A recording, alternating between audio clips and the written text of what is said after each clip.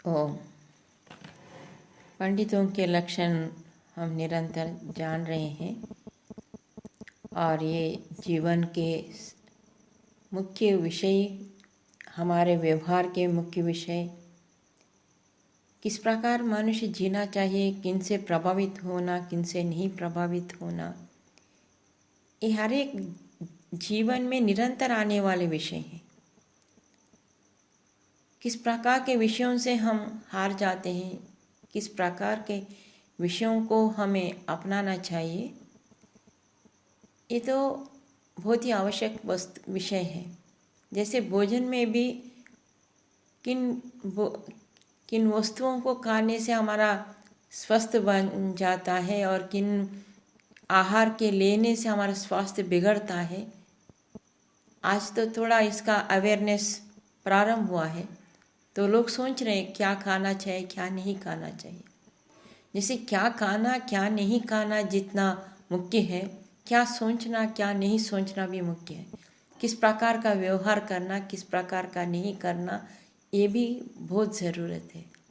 और इन्हीं विषयों को हमारे प्राचीन लोगों ने हमारे सामने रखा है।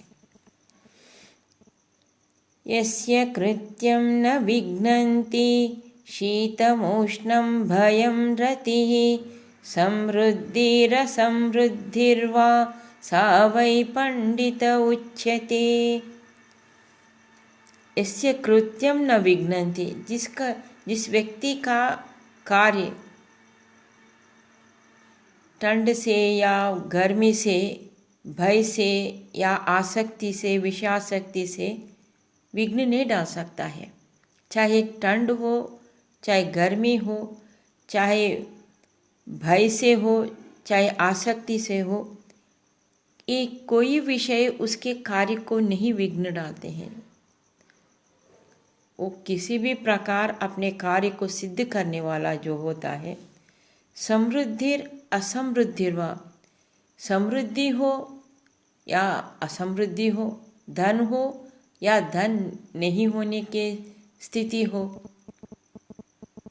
तो ये सभी भी कार्य की क्षमता में विघ्न अगर नहीं होते हैं तो समझ लेना वो बहुत बड़ा विद्वान है, वो पंडित है।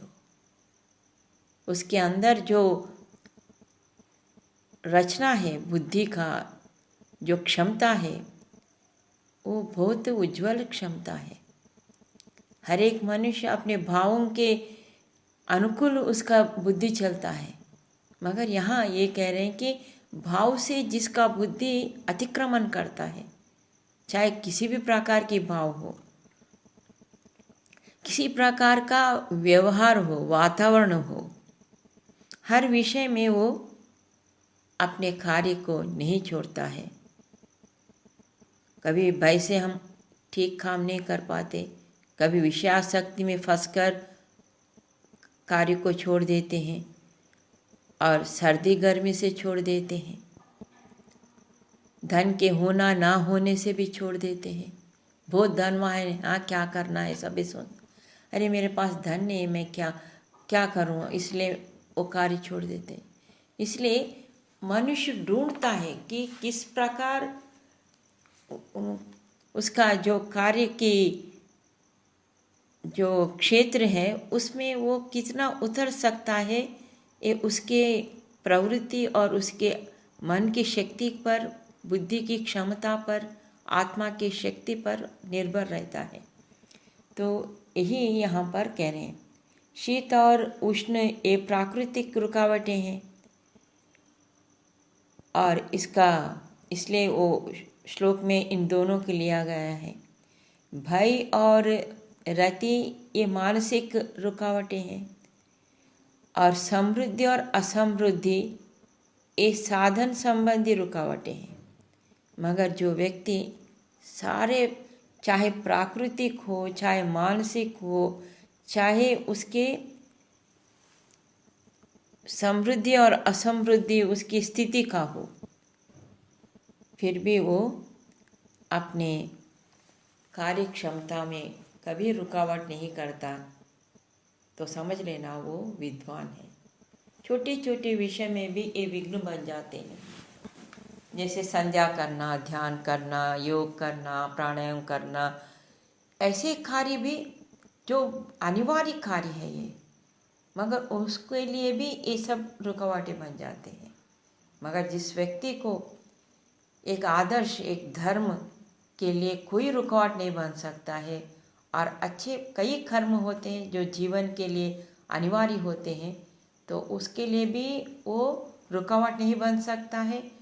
और अपने जीवन शैली में जिस प्रकार जीवन शैली जीने से हमारा जीवन बनता है, उसको भी वो कभी रोकता नहीं है, वो कभी रुकता भी नहीं है। ऐसा जो मनुष्य है वो विद्वान है। ओम शांति।